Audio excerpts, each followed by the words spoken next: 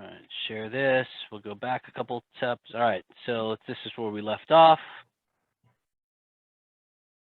Come on, click. Let's go.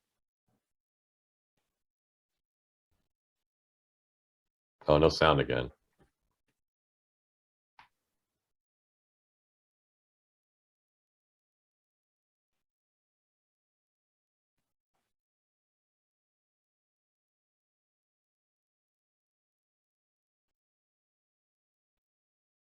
Okay, so is that fake or is that real? That I feel is real. I thought it was real. That was a real silent film right there. That's fake also. Was it fake? Oh, was They it? did a great job. Yeah, it was fake. All right. If you heard the crack of the bat, I've seen it before, and you heard the crack of the bat and everything. Reasons you think. It's not. We're entering an era in which our enemies can make it look like anyone is saying anything at any point in time, even if they would never say those things. So, for instance, they could have me say things like, I don't know, Killmonger was right, or Ben Carson is in the sunken place, or, how about this, simply, President Trump is a total and complete dipshit. Now, you see, I would never say these things, at least not in a public address, but someone else would. Someone like Jordan Peele. This is a dangerous time. Moving forward, we need to be more vigilant with what we trust from the internet. That's a time when we need to rely on trusted news sources. It may sound basic, but how we move forward in the age of information is going to be the difference between whether we survive or whether we become some kind of fucked up dystopia. Thank you. So, again, I apologize for the bad words, but the truth of the matter is that people can create AI faces and voices to put out whatever they kind of want to, right? And so that's why it makes it really dangerous as far as what we see and what we hear. Okay. I'm going to go one more video, and so I can't really do it any better than what Neil deGrasse has done and says. And so this is a masterclass that I actually bought, and I'm going to play a couple different parts of it just because I think he says it really well. So we'll go here. Imagine someone coming into a scientific conference and saying, I looked through the eyepiece of the telescope. Here. Okay. I'm going to start at this piece here. Energy embedded within them. If you rub them together, this energy and cure you of your ailments. All right. I have several things to say about that. One, it is equally as intellectually lazy for you to say, great, give it to me. How much? Here's my money. I'll use them tonight. As it is to say, this can't possibly be true. Get out of here. You're a charlatan. Both of those are equally intellectually lazy. If you're just taking what the person says, giving them money, that person could be exploiting your ignorance of the natural world and how it works. If you are rejecting what the person says, you didn't give yourself a chance to probe whether or not what the person said could be true. So what you need to do at this point is start asking questions. Where are these crystals from? What are they made of?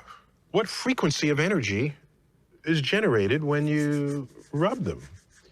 On what ailments has this been tested?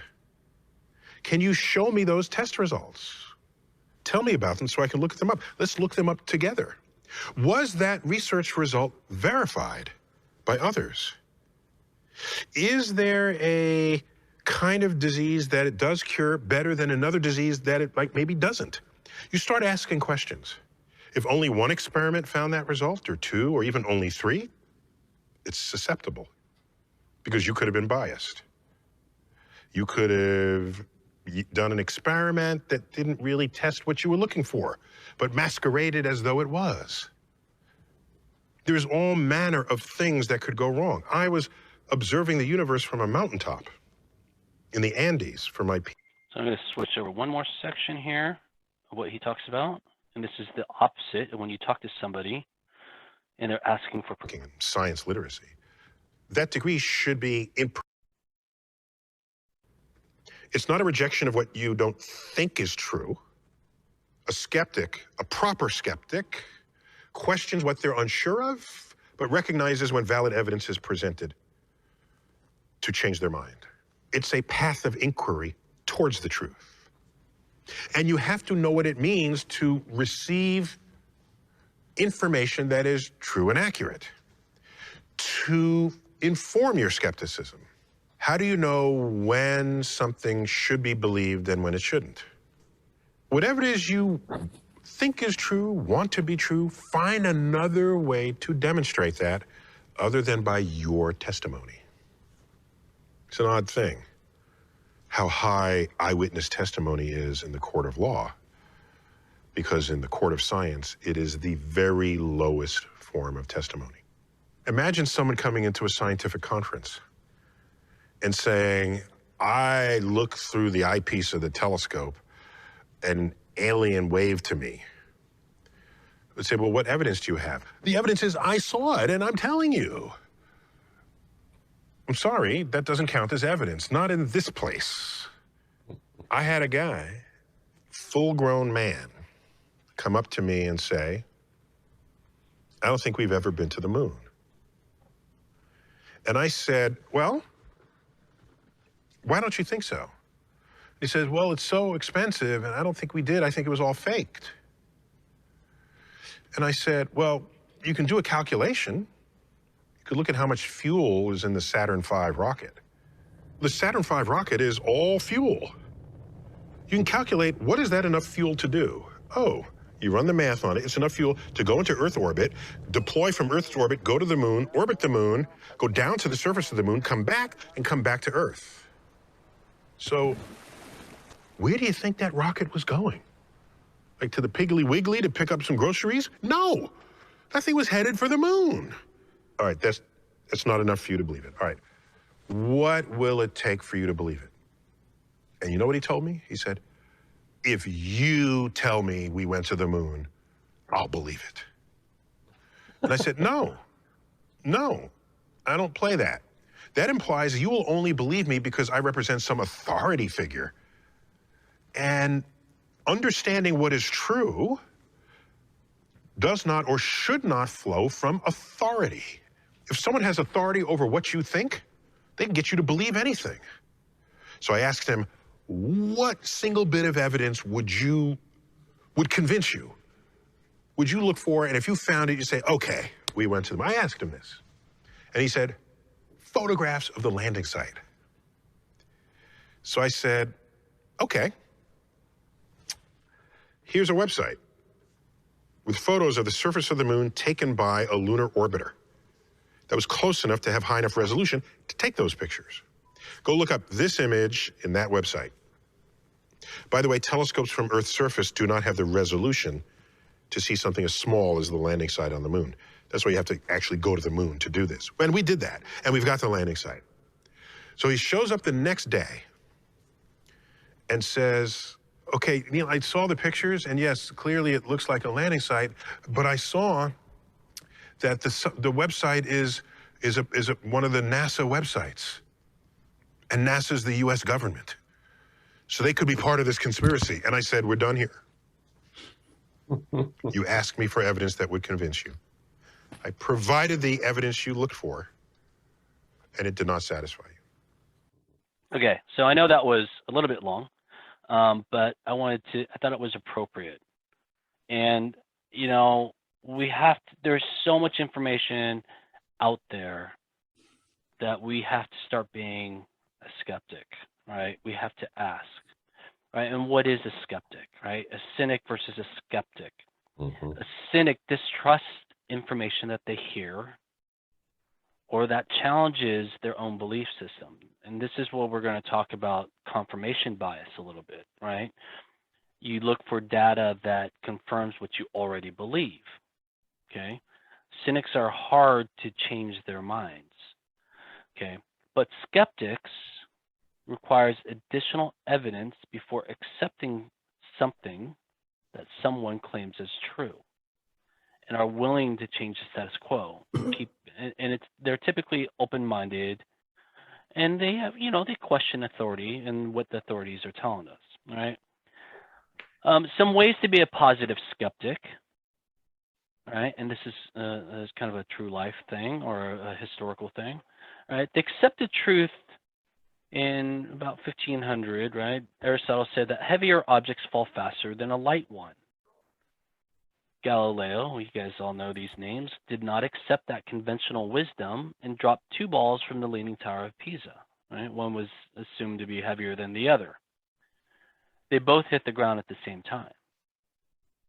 Well, the organization that he was working with fired him, but he also, because it was against conventional wisdom, but he proved that, testing human claims should be what he said is the mediator of truth, is that actual testing in science should be the mediator of truth.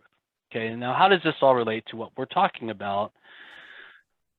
We're talking about fake news, and so the whole beginning part of this conversation is don't accept things at face value, right? These are some charts and some information about some top headlines that hit, right? And how fast social media moves information. Social Eric? media, yes. If you go back to that last slide, punctuation makes a difference, because in 1500 was Galileo, not Aristotle. Well, yes, all right. Accept truth in 1500, where Galileo was. Yeah. Aristotle previously was saying that objects fall faster. You're right. Thank you for that correction. I'll update that in the future. Sorry. We have a historian. Yes. We now know who's the historian in the group. Okay, so going back to social media, right? So let's start with the right-hand side. It shows that falsehoods are 70% more likely to be retweeted than the truth. And that's typically because there's, big headlines and flashy headlines and things like that get thrown out. On the left-hand side, this is how fast or how many people saw these headlines almost instantly. Pope Francis shocks world, endorses Donald Trump for president, released a statement. Almost 1 million, that reached almost 1 million people almost immediately. WikiLeaks confirms Hillary sold weapons to ISIS, right? 800,000 people saw that right away, right? And so this is how quick things happen with social media. Before anybody can even prove or disprove it or challenge it, the headline's already out there. We talk about, Zuckerberg's got to do a better job. It's hard. You got, I don't know, what I say in our social media class, 2.8 billion people on Facebook, something like that. So how are they going to look through 2.8 billion posts instantly or in real time? And do we really want to turn that over to editors? Yeah, I mean, we can't. So what the real, at least to me, the answer is we all have to challenge what we read. Mm-hmm. Okay. We look at what are the most popular news platforms among consumers, and this is an older chart because I couldn't find the 2021 ones, or I could, but I couldn't find it so nice, right? But the internet is really kind of the big deal. Television is right up there still, but social media is up there, and these are really kind of the by age group. So, and I think this has grown. This blue chart, this navy blue one right here about social media, the 18 to 34s, the millennials, it says 51%. I think that number is 65% now. Get their news or information from social media. Right? And going back to social media, 2.8 billion people using instantaneous transmission in bots all over the place will require us to think a little bit more skeptically about the information that we're reading or seeing. There was a Stanford study on disinformation in social media. right? The so-called power law of social media is just how social networks work, and they replicate really fast. And there's a relatively small number of influencers that have large followings that are able to spread that news pretty quickly. The item about bots are computer programs that send out messages and that pretend to be people, are really good at spreading numbers at a highly efficient rate. Okay. And then there's trolls, who are real people who just spread rumors and create memes. And they have no intent on being truthful. They just want to make fun of somebody. And then the study also predicts that artificial intelligence will create armies of bots and just keep spreading information. Okay, so social media can be great. We've talked about this, but it can also be bad. Okay, so let's go back. And so we have to be super critical or skeptical about what we see on social media. But when you see something on social media, there's things that we can do to figure it out, right? And part of it is, hey, let's make sure we understand where our news biases are, right? And this is an updated chart of some things that we've shown before, right? And so if you're going to look at for something, right, you see a headline, elephant creates a computer. Okay, well, let's go figure it out, right? Let's go see somewhere else. Is that true? Is that not true, right? And maybe you got somebody on the left-hand side all the way through with addicting info, right? We'll just pick that one. And you'll see it just says, don't read that stuff because it's not very informational and it's not very truthful. On the other side, InfoWars, right? You may not want to read that just because it's not truthful. But the stuff pretty much in the middle, yeah, you should probably check, right? Right down the middle, you've got NPR, BBC, Washington Post, New York Times, right? AP, I like AP, right? I like, BBC is pretty truthful, right? Going up, you can go mainstream, Wall Street Journal for the most part, The Guardian. And the big difference between real news agencies and others that aren't is that real news agencies get sued, right? And I'm not going to pick on Tucker Carlson, but I'm going to pick on Tucker Carlson. When he got sued, he basically said their defense was anything he says can't be found as truthful, right? It's entertainment, and they said that in the court of law, and they got off from being sued. And so we have to be careful about what we watch. But if I'm going to go and I see a headline on social media, I will go to a cross site, one of these sites, and say, hey, are they covering it? Is there any truth to the fact that an elephant can create a computer? And as hard as it is, I like to watch different channels. Right? I don't try to get all my news from MSNBC or CNN, CNBC. I will pop into Fox News every now and then to their to the middle afternoon stuff. I won't watch the Tammy Lear and Tucker Carlson Hannity's, but I'll check the news sections. So watch multiple channels and watch multiple sources to see who's covering what. Online, what we heard from Ryan was open multiple tabs and do horizontal research. Look at different sites to see if they're being covered, and figure out between what is the truth and what is actually backed by facts. Excuse me, Eric. Where was NPR on that chart? Right up the middle. In the middle? Yep, right here, and then right in the middle. Oh, I didn't see it. Sorry. Thank you. Yep. And it's PBS, NPR, BBC, Washington Post, New York Times. I think it's NBC, ABC. The broadcast news channels, our traditional broadcast news channels, are pretty right down the middle, right? ABC, CBS, NBC, for the most part, for just the news sections, right? And we have to differentiate news versus commentators, right? We've seen a lot more commentators pretending to be news versus news being news, right? Once upon a time, news just used to be news, Right? I don't know. What was Walter Cronkite's? Didn't he have a famous saying about that, about news? I don't know. That is the rest of the story or something like that. Yeah.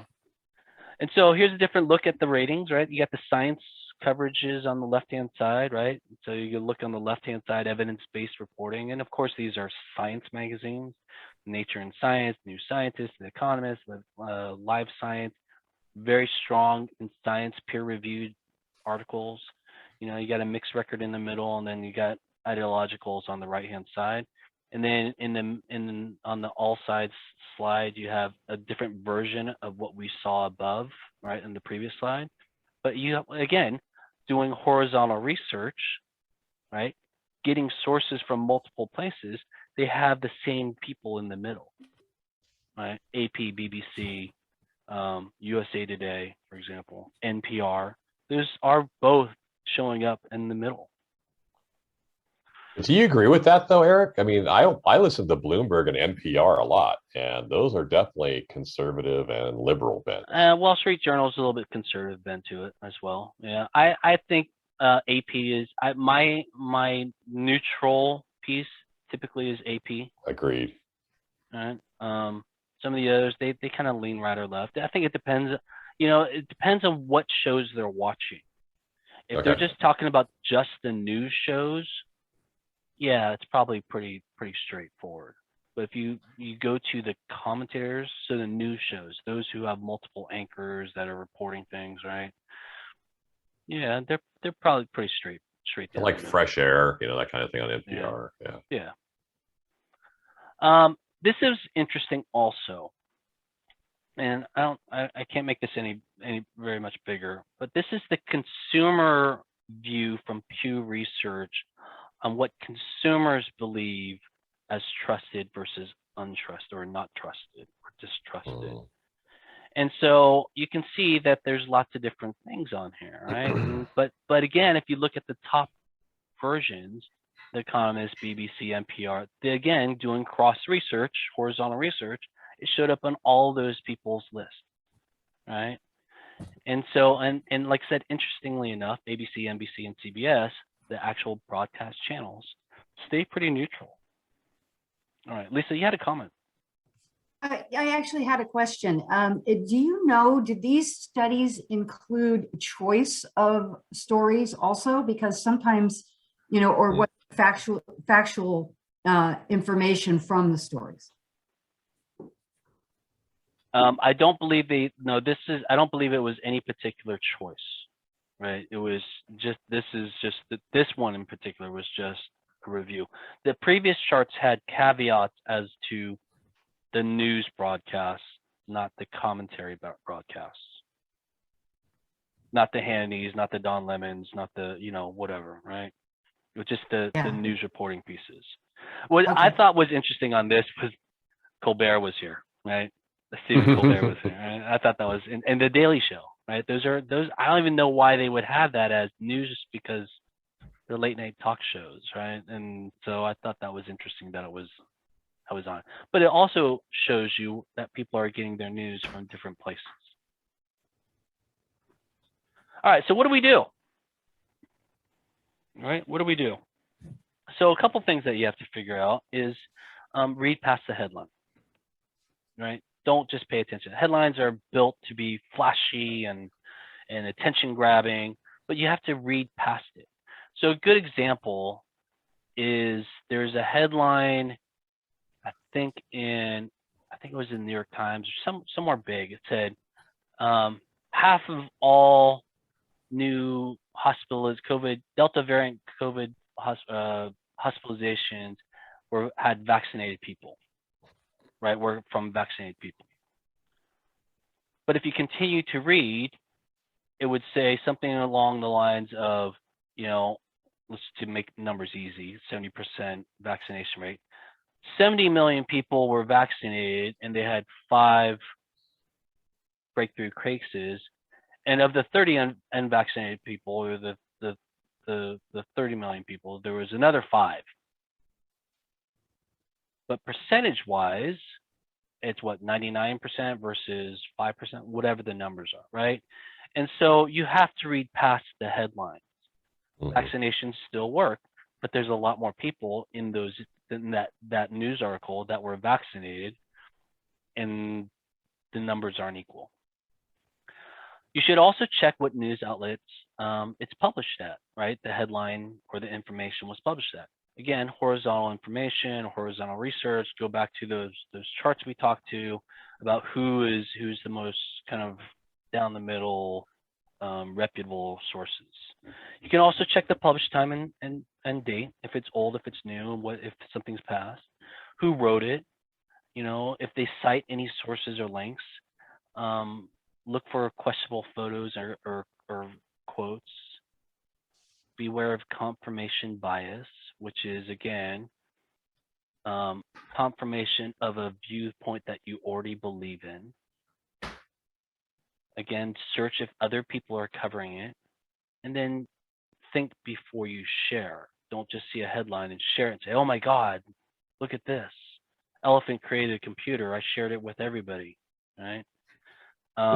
It does take a little bit more work to do this, but it takes us what we go back to Neil deGrasse Tyson, what he was saying.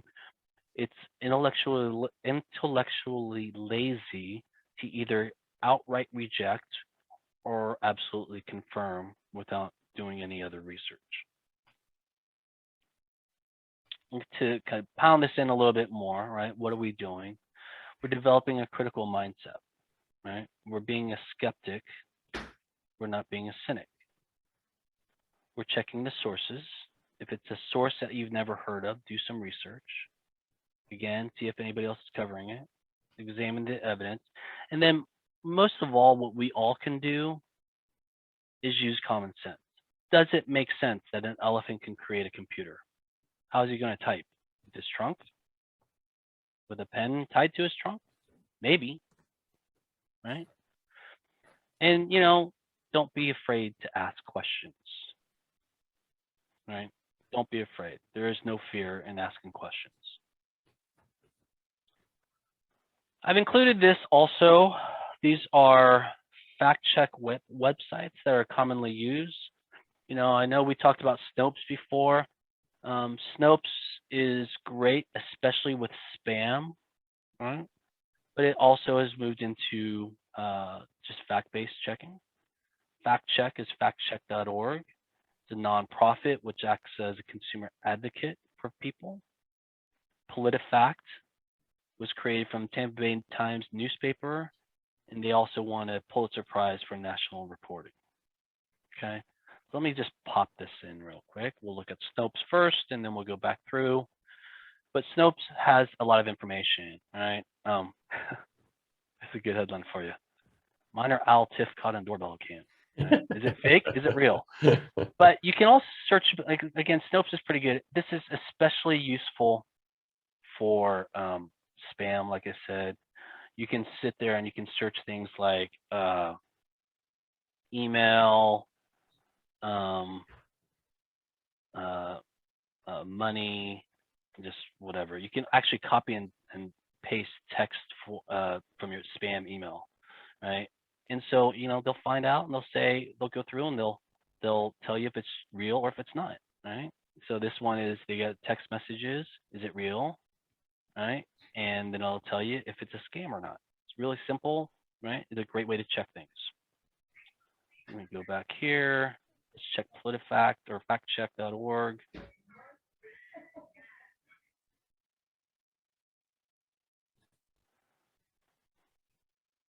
And it'll give you some information and you can search and do some different things, right?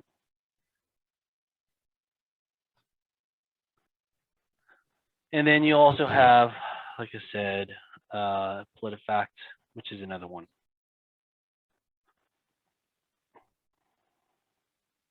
Okay.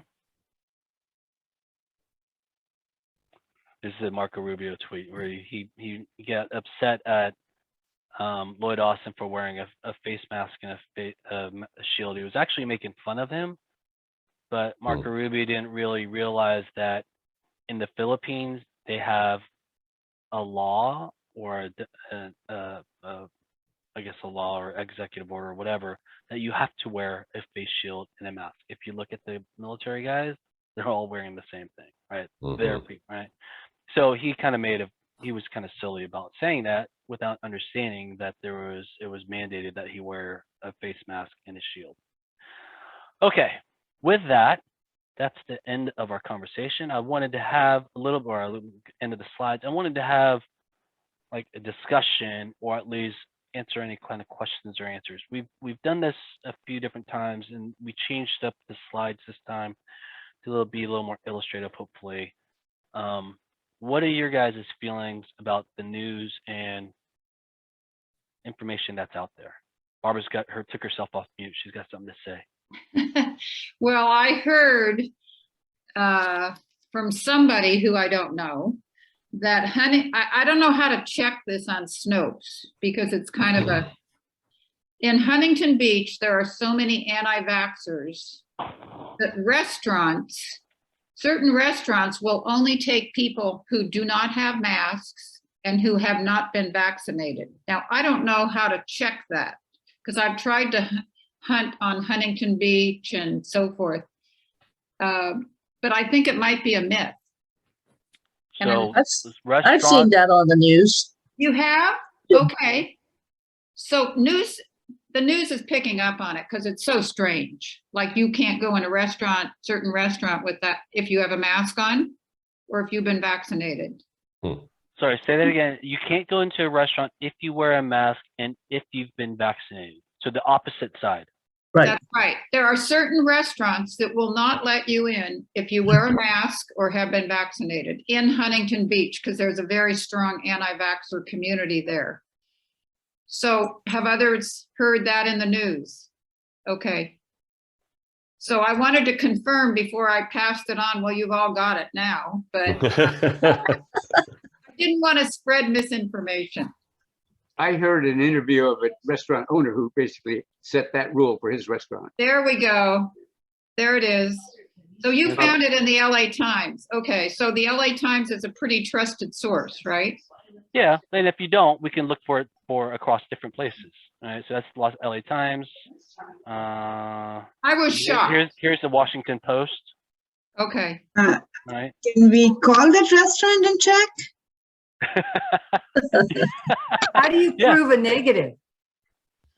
You can call, like Shalini said, you can always call them. Hey, I'm vaccinated. Can I get a reservation? I meant, how do you prove that you're unvaccinated? How do you prove? Yeah, exactly. That's a good question. That is a good question. Why don't you check that in Snope or Political? I mean, well, I tried to do that on my phone before I even mentioned it, but I didn't have any luck. But, So. The objective of those people are, if we talk about this, we're going to help those people who want us to become the proponent of not getting the vaccine. Right. So I would not even talk about this thing.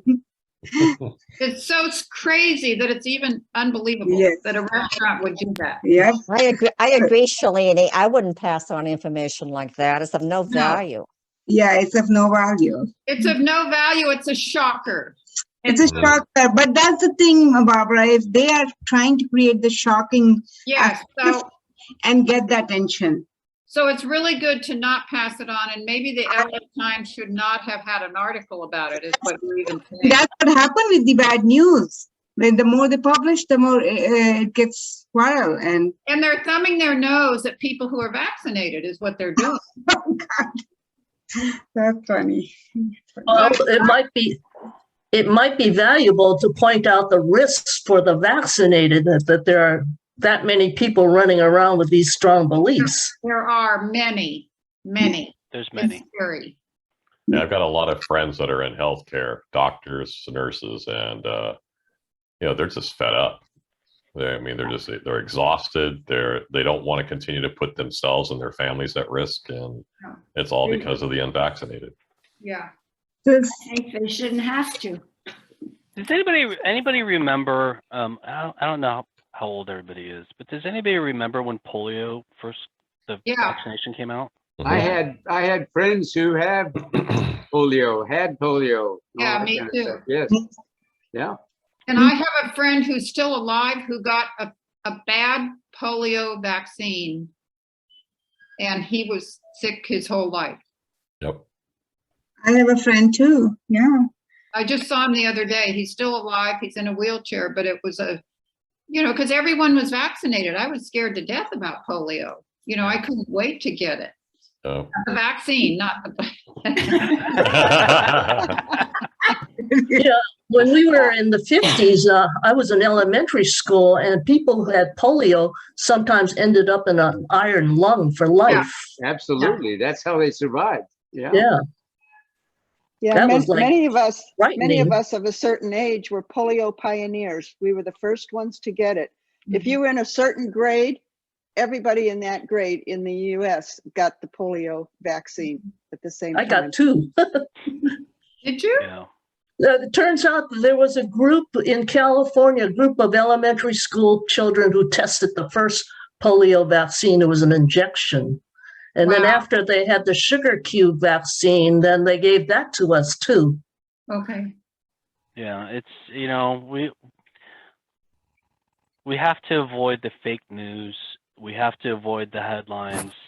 You guys have to go after the science, right? And be intellectually curious, right? Be curious. All right. Anybody else? Comments, questions? Have you guys? Eric, where do you put CDC as far as a reliable source of information? I put them pretty high personally. I do now. The thing is, it's got to operate as an independent kind of organization, and so and people talk about this all the time. Oh, I don't trust them. I don't. Their guidance has changed. Well, that's science. You learn more as you get further along. You observe changes. I'm starting to talk like Neil. I've been watching Neil deGrasse too much. I'm starting to talk like him. But I really like what he said, though, Eric, about what you or how you know it is actually more important than what you know. Yeah. Yeah. And so, but I mean, I hear people all the time. Hey, they said mask, no mask, then they said masks, and then they said no mask, and now there's masks in indoor. Well, things change as we get more data, as we get more. I mean, when this thing first popped, nobody knew anything. Right. And if I go back to my time at Intel, and I'm going to take something really stupid like weekly reports. Beta and I talked about this. Right? Yeah. We were required to do weekly reports every week, right, of what we did and accomplished. And then it would swing back the other way and say, okay, well, we don't need to do any. And the question I asked was, why do we go from one extreme to the other? Because when you're dealing with 100,000 people inside of a company like that, you have to go far extreme because you're going to get fall off. And so when we talk about things like masks, right, at the beginning of the pandemic, sure, we probably went overboard and said, hey, you have to be 6 feet away and you have to wear a mask to avoid it. Well, the reality is to push people all the way over to get an acceptable level of follow through, whatever, right? You have to push it to the extreme when you're talking about mass numbers. You just have to, right? If you want to get any kind of compliance, you're going to have to go one end of the extreme to the other. Okay, and so having that kind of understanding, why people are doing things and for what reasons, gives you a little more perspective as to why things are happening. But again, science, the more data you get in, the more you're going to learn, and the more you're going to change your recommendations. So yeah, sure, you can make fun of the CDC, but the CDC is the only place that's collecting all the results. The CDC is the only place that's getting all the vaccination numbers, the testing results, comparing who's got vaccinated and who's getting the breakthrough cases, if they're being hospitalized, if they're not being hospitalized, all the death certificates. So sure, yeah, I do believe. I saw you smile, John. So I'm giving my perspective on it. You have to trust that they're getting the data and that the data is going to change what their guidance is. And yeah, they're going to be wrong. Science is often wrong. right? The T-Rex probably isn't a hunter, he's a scavenger. No, I mean, seriously, right? Pluto is a planet. Well, no, it's not. Science will change as we get more information. All right, what other comments do we have? Thank you. Anyone heard of people who got J&J vaccine taking Pfizer or Moderna now? Yes. Do you know They're anybody in taking- person? I don't know anybody specifically. I just heard reports that some people are doing it as a booster shot. Yeah, I also heard, and so it's still not. I guess it's not recommended yet, but people are doing it. So let's see. Well, Yeah. Pfizer's own reports said that a third shot will increase resistance, but the CDC hasn't recommended it yet. But again, some of that's probably political, and some of it's probably, you know, money, and some of it's probably some other things. I mean, yeah, sure, go get why get your third shot when people haven't gotten their first shot? I mean, so, yeah, I mean, again, being a skeptic, or, you know, you just got to question things. So, I guess so. Yeah. Yes. Yes, yeah, then you are open. Go ahead, ask. Hello, I'd like to ask a question. Okay. Is the CDC getting political, which is why we're getting all these crazy ups and downs? Getting getting political? Well, are you implying that it was and always was political? I didn't know that. No, I don't think it was. I think it's in recent years become more political. I can give a really good example that I don't have to say the answer, but I can tell you what happened funding wise. The CDC is funded through the White House, through, you know, it's not through legislature, it's through the White House. And the Trump administration took away a lot of their money, and specifically took a lot of their field people out of China just before this whole thing broke. So is it political? Do they behave politically? I mean, is their funding political? It happens in that environment, but you know, we have to look at that information and decide for ourselves what we can trust. Does that answer the question, or give you That's a another good insight? factoid that I wasn't aware of. I wasn't thinking about a long time ago. I'm thinking that in the recent, let's say, 6 weeks, has it become more political? So it's more correct to say one thing or the other. The masks are good, the masks are bad, et cetera. Or we should put masks on everybody across the country. Or Have you seen evidence of that? Well, I hear of some governors saying that they're not going to put masks in, and others saying they are. And it's different for different states, which have different political governors, you know.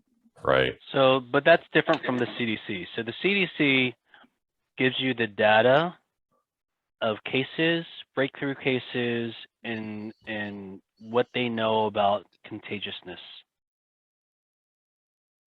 And so with that, they give out guidance that can be followed or cannot be followed. Now, the reaction to the guidance is absolutely political. Well, one more thing. What I've heard is that the CDC says they're going to do this because of science, but then there are other people who are asking, let us see the data. And I understand that all the data has not been supplied. Well, we would have to look and see what is exposed. Right. And if you want to go compare, again, horizontal research, you can go to CDC, you go to Johns Hopkins, you can go across WHO. WHO, you can see what they're seeing. Right. Again, we're not going to guide you one way. I mean, we're not going to guide you. We're going to try not to guide one way or the other, but we'll try to tell you that there's other places to look.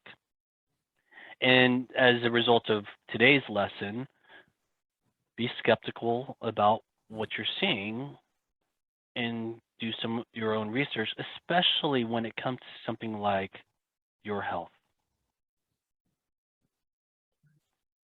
Okay. Did Diana disappear? She had a question. Oh, no, I'm There you here. go. Did you have a question? You had your hand. No, I had a comment about Shalini's question. I saw it on the news yesterday. If you had the Johnson & Johnson vaccine, you may want to take one dose of the other, Pfizer or Moderna. Moderna, right. Yeah, but they said to ask your doctor first before getting it. And then there's no recommendation, though, that you get a booster, a third shot of either Moderna or Pfizer at this point. Right, not officially. Yeah. Yep. You know, I guess the bottom line is kind of like, and that second part of what I showed from Neil deGrasse Tyson. We should not be listening or acting, especially on important information from authority figures, right? You shouldn't just do what the authority tells you to do. Do your own research, and I'm going to say this again, especially when it comes to your health and well-being. Don't listen to Sean Hannity or Tammy Lair or anybody else. Do your research. Talk to your doctor that you may or may not trust. I don't know if you trust your doctor, but I'm going to assume that you trust your doctor, right? And have the conversation, and then make up your own mind. Maybe a vaccination isn't for you. I don't know. Maybe it isn't. But have the intellectual conversation, right? And have it with people in front. I was skeptical about getting a vaccination right off the gate. I was, until I figured out how long they've been researching it, what they're actually injecting, or what the process for how that vaccination works. Of course, my daughter was the guinea pig because she works at a medical office, so she got the vaccination. I watched her, right? And just do your research. That's all I'm gonna. That's what we're trying to suggest. All right. Any other comments or questions? I will also state that masterclass, I stole some of the stuff from. We have received some information from masterclass that we'll be preparing and getting ready for you guys. And so stay tuned for that. I've been watching a bunch of them. They're really great. I actually paid for it though. But if you're curious about certain things, masterclass is pretty informational. All right. Thank you guys. Hope you guys have a great afternoon, and we will talk to you on Friday. This was a good session. Thank you. Thank you.